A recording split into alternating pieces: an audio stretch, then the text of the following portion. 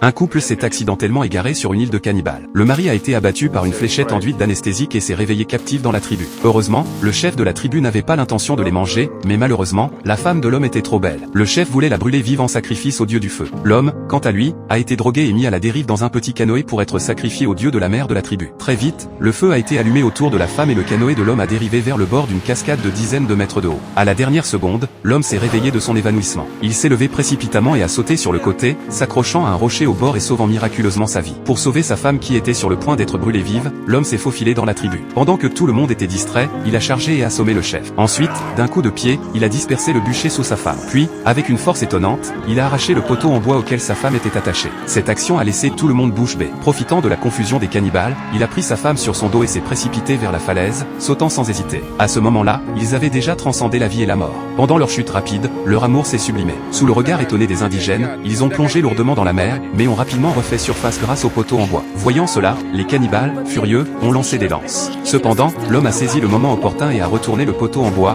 bloquant facilement l'attaque mortelle. Ensuite, il a utilisé les lances pour couper les cordes et s'échapper sans encombre. Ils ont rapidement couru vers l'autre côté de l'île, poussé le canoë volé dans la mer. Le couple a travaillé en tandem, s'encourageant mutuellement. Pagayant rapidement, ils ont bientôt quitté l'île, naviguant vers une nouvelle vie heureuse et épanouie.